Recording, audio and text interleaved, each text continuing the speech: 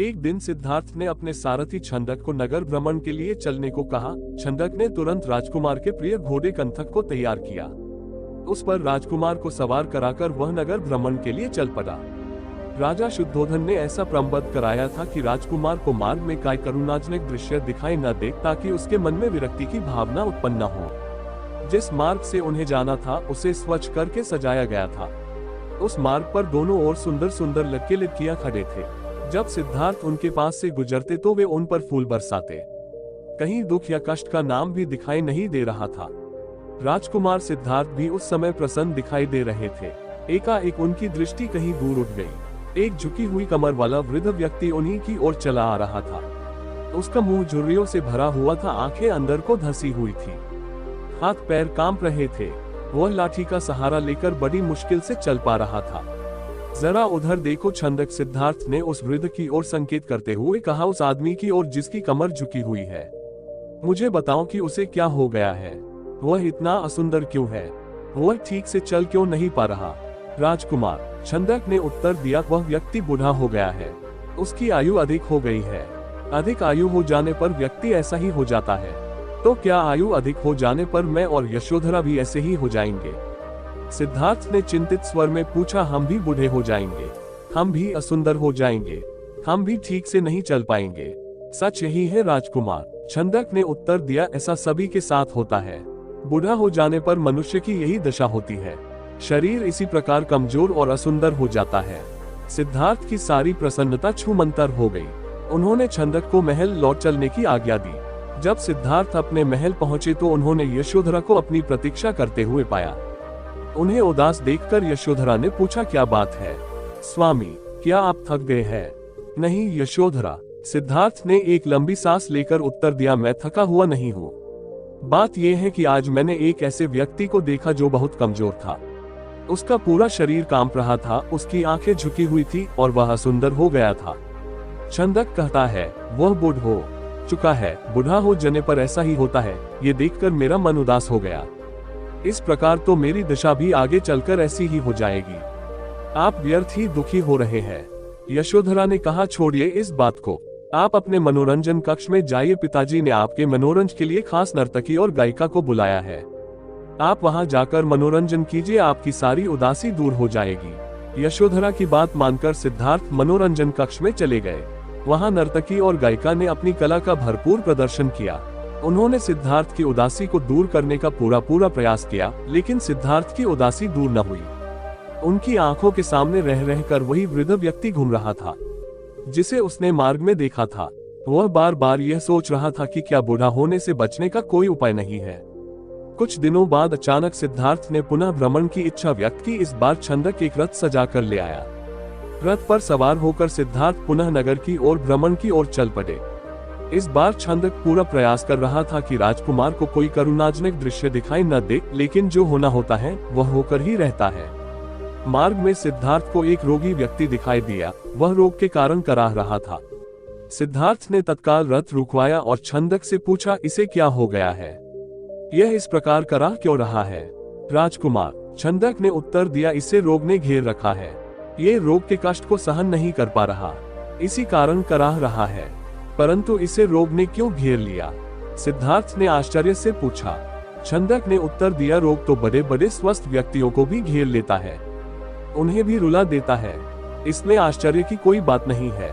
अपने जीवन काल में कोई न कोई रोग लगभग प्रत्येक व्यक्ति को हो जाता है। ओह सिद्धार्थ, बदबदाई तो रोग भी मनुष्य को कष्ट पहुंचाते हैं।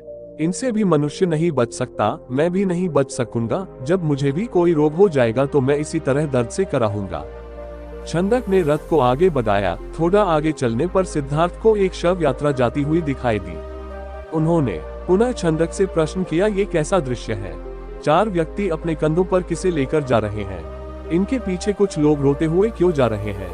राजकुमार, छंदक ने उत्तर दिया, ये व्यक्ति मर गया है, ये चारों इसके संबंधी है। ये इसके शव को उठाकर शमशान में ले जा रहे हैं। जो पीछे पीछे रोते हुए जा रहे हैं वे इसके कुटुंब के लोग हैं।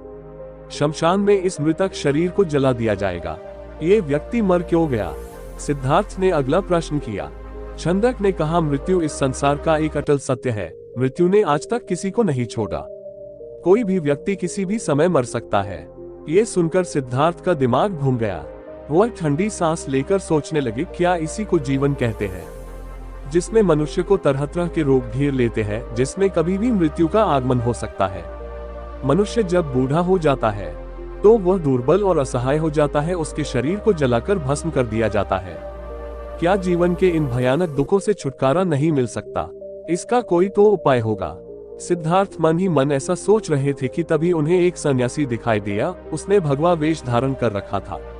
साधना और तपस्या के कारण उसका मुख मंडल चमक रहा था, उसके होंठ मुस्कुरा रहे थे। सिद्धार्थ को वह संसार का सबसे प्रसन्न व्यक्ति दिखाई दिया। उन्होंने पूछा, छंदक, ये स्वस्थ और तेजस्वी व्यक्ति कौन है? छंदक ने उत्तर दिया, यह एक सन्यासी है।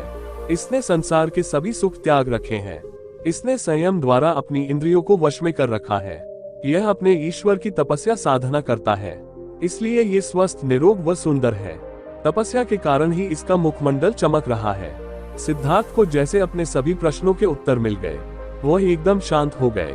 उस सन्यासी के दर्शन मात्र से ही उसके मन का सारा क्लेश दूर हो गया। उसने मन ही मन सोचा, रोग, बुढ़ापा तथा जन्म मरण के कष्ट से छुटकारा पाने का उपाय संयम, त्याग तथा तपस्या है। जीवन का सार सत्य की खोज करना है। संसार के सभी सुख नकली है। मैं अब इन झूठे सुखों में नहीं फंसूंगा। मैं उस तेजस्वी सन्यासी की तरह बनूंगा। रथ अपने पूरे वेग से दौड़ता रहा और उससे भी अधिक वेग से दौड़ता रहा सिद्धार्थ का मन। उसे बार बार उस सन्यासी का ध्यान आता था। उनके मन में विरक्ति की भावना बती ही जा रही थी। जब सिद्धार्थ राजमहल में लौटे तो उन्हें एक शुभ समाचार मिला। यशोधरा ने स्वस्थ व सुंदर पुत्र को जन्म दिया था।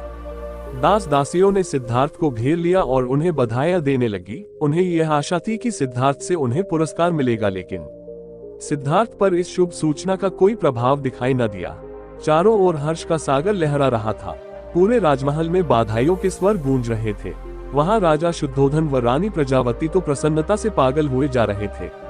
वे बधाई देने वाले को मुंहमांगा पुरस्कार दे रहे थे।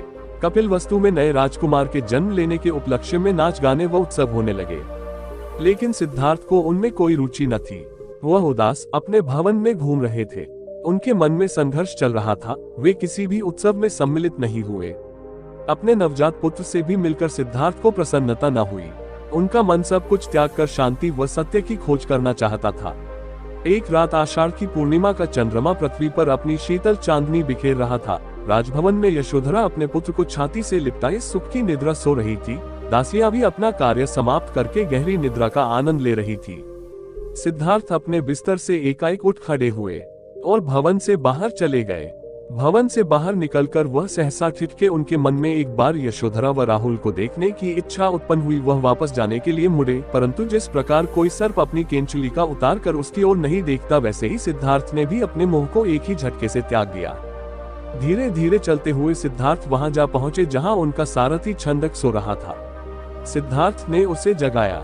छंदक ने चौंक कर अपनी आंखें खोली। वह निकट बंधे कंथक घोड़े ने भी हिनहिना कर सिद्धार्थ की ओर देखा। राजकुमार, छंदक ने नम्रता से आश्चर्य से कहा, आप और यहाँ, वह भी रात के इस समय, सब कुछ ठीक तो है ना?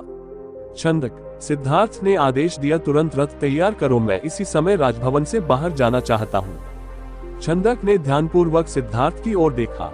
वह कुछ पूछना चाहता था, परंतु पूछने का साहस न कर सका। रथ को तैयार करके वह सिद्धार्थ के निकट ले आया। सिद्धार्थ रथ पर सवार हुए तथा छंदक को नगर से बाहर वन की ओर चलने के लिए कहा।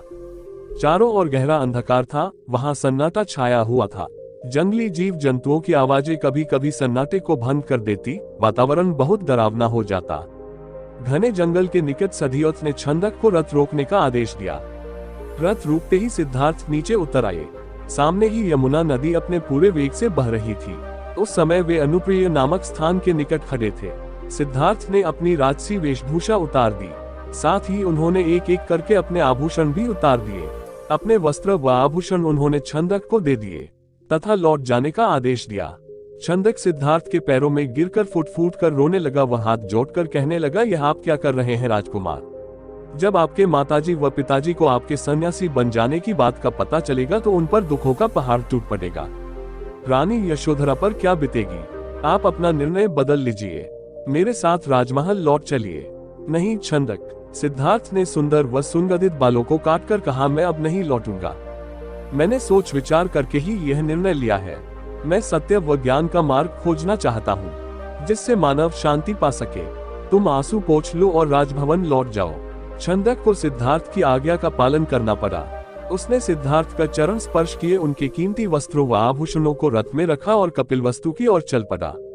जिस समय छंदक राजभवन में लौटा, सुबह का प्रकाश चारों ओर फैल चुका था। राजा शुद्धोधन बाग में भ्रमण कर रहे थे। जब उन्होंने सिद्धार्थ का खाली रथ देखा तो उनके माथे पर बल पड़ गए। उन्होंने क्रोध से छंद की ओर देखा और पूछा, तुम बिना बताए सिद्धार्थ का कहाँ ले गए थे? वह इस समय कहाँ है? छंदक ने रोते हुए वह पूरी बात बता दी। फिर रथ से सिद्धार्थ के कीमती वस्त्र व आभूषण लाकर उन्हें सौंप दिए। शुद्धोधन उन वस्त्र आभूषणों को छाती से लिपटाकर फूट फूट कर रोने लगे। उन्होंने कहा, विद्वान पंडितों व ज्योतिषियों की भविष्यवाणी आज सच हो गई। मेरा बेटा संसार के सभी सुखों को ठुकराकर सन्यासी बनने चला गया। रानी प्रजावती को जब इस बात की सूचना मिली तो वह पछाड़ खाकर गिर पड़ी। जब यशोधरा तो पता चला तो वह भी इस बात को सहन न कर सकी। वह विलाप करने लगी, है स्वामी, तुम बिना कहे ही घर छोड़कर चले गए। मुझसे कम से कम एक बार मिल तो लेते। क्या मैं इस योग्य भी? गए मुझसे कम से कम एक बार मिल तो लेते। क्या मैं इस योग्य भी नहीं थी? क्या तुम्हें अपने छोटे से पुत्र का भी धन नहीं आया? कम से कम उससे तो मिलकर जाते। इसके बाद यशोधरा ने भी राजसी वेशभूषा उतार फेंकी। केवल सुहाग चिन्हों को छोड़कर उसने सभी आभूषणों का त्याग कर दिया। वह साधारण भोजन करती तथा पृथ्वी पर सोती। उसकी ये दशा देखकर प्रजावती बहुत दुखी होती। वह यशोधरा को छाती से लगाकर रो पड़ती और अपने स्वास्थ्य का ध्यान रखने के लिए कहती, ये तेरे खेलने खाने की आयु है बहू। वे यशोधरा से कहती, परंतु तूने तो सिद्धार्थ की तरह ही संसार के सभी सुख छोड़ दिए। क्या ये ठीक है? इस तरह रहने से क्या तुम बीमार नहीं पड़ जाओगी? तब राहुल की देखभाल कौन करेगा? माताजी, यशोधरा उत्तर देती, मेरे पति अब सन्यासी बन चुके हैं। वे पृथ्वी पर शयन करेंगे तथा जंगली फूल फलों का भोजन करेंगे। ऐसे में भला राजभवन में सुख के साथ कैसे रह सकती हूँ? आप कृपया दुखी न हो। राहुल में ही इसके पिताजी की छवि को देखें, इससे आपको शांति मिलेगी। प्रजावती राहुल को छाती से लिपटा कर रो पड़ी। सिद्धार्थ के चले जाने के बाद कपिलवस्तु का हर व्यक्ति उदास हो गया। राजमहल में तो दुख का साम्राज्य ही स्थापित हो गया। ऐसे में केवल नन्हे राहुल की लिकारियां ही राजमहल में गूंजती तथा सबका मन बहलाती।